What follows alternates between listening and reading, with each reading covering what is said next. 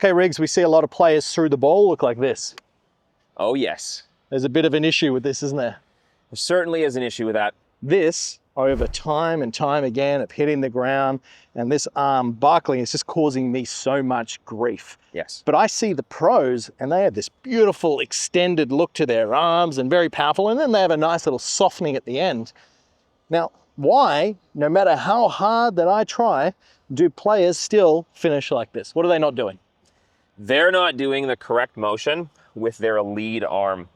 Their lead arm needs to be allowed to rotate at the shoulder joint. So what needs to happen as we swing through is your lead arm needs to be allowed to rotate in the shoulder joint so that when the elbow folds, the arms are going to stay more in front of you. Yeah. Okay. If this arm gets stuck internally, what's going to happen is that your elbow is going to be forced to wing behind you. Yeah. Now, all of the acceleration that you've done at impact, everything that's being slowed down is going to go into this elbow or into this shoulder, which it will not like that over time. Every single swing is a micro trauma. Yeah, for sure. And I feel like a lot of players are hesitant to do this because they might see players on TV from the down the line view and they go, well, the club face is matching their spine angle. Now, to be honest, there isn't that many players on tour that actually have their club face matching their spine angle. Most by are that closed stage. beyond that. Yeah. Most are closed beyond that, so the face starts to release. So this is really a release issue at the end of the day. Yeah. Now, we are assuming here that the grip is reasonable for the drill that we're about to show you. If you've got a super weak grip like this, we need to get that in check first. So go and check out any of those videos. I've done quite a few with Riggs as well.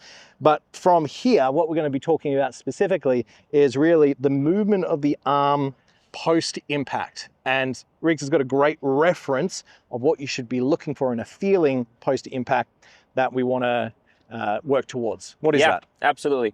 So go into a halfway down position for me. Halfway down position. All right. So. Okay. Right. Now we're going to see players that have their differences here, but I'd say one similarity is that everyone's thumbs at this point in the swing are going to be away from the target. Very good. Now, as you travel through, I need you to get your thumbs to point to the target.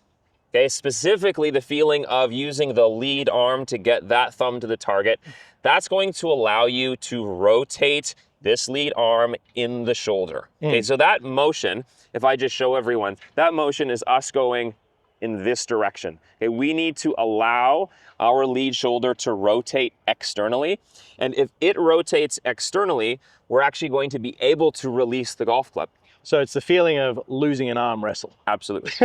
Which doesn't happen often, by the way. So, not with you. Yeah, but maybe with you. So post-impact, as we're going through, we want to try and get the thumbs more towards the target. Now, it is very funny that you say that because I think a lot of players, if they were to film themselves through impact, they would see that their thumbs would be pointing towards the camera there. Yeah, right? And that's where we also see this start to buckle up, the elbow pointing down the line there. So to get this then even working into the golf swing a little bit more powerful, right?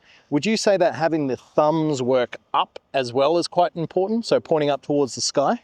I love that thought. Yeah. Even the thought for some of having the butt end of the golf club start to point back to the target in the finish starts to allow this to take place. Like, again, understanding where we need to get to in our follow through is going to help us. So many players get stuck trying to force shaft lean that the lead shoulder stays internal and they end up creating a chicken wing pattern. Yeah. So what we're going to do is we're going to blend 3 different feels for you right now. The first one is going to be the very first that we introduced, which is going to be simply getting the thumbs pointing towards the target, just like that.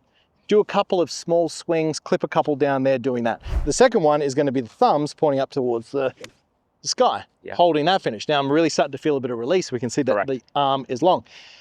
The third one, Riggs, and you really do this for, let's say, beginner golfers. Yes. Introducing them to the concept of the release without actually kind of telling them about it. Or if you get that real golf geek that comes in and they're obsessed with like stability through the ball. Yes. Is I will say to them, try and get your thumbs touching your shoulder in the follow through. Yeah. And then with the thought of that, at post-impact.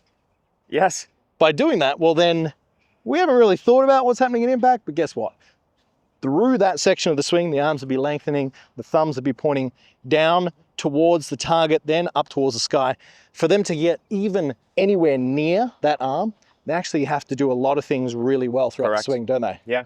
Absolutely. I've given players that exact same feel of just letting the golf club rest on the trap of that lead side. Just getting to this point where the elbows are softened in front of them is going to encourage more of this type of a follow through rather than that style. It's funny when I've given players that to see how locked out a lot of players are, and then you see this like buckling of their arms, right? And it's interesting. I don't think I've ever done a video on that specifically of how tight some players would be post impact. Let's say they're trying to get shaft lean or keep their arms straight, and they're like that as much as they can. And sure, I hit a pretty reasonable shot, but from here, where's this going? It's not right. So it's not going to create maximum power. So that thought that you just gave us there of getting that golf club resting on the trap actually kind of combines everything together. But understanding the concept is very important, ensuring that the thumbs are pointing towards the target through impact. So I'm going to hit one more, and my one objective here, mate, is to get the golf club finishing on my trap. Perfect. So arms were long through the moment of impact.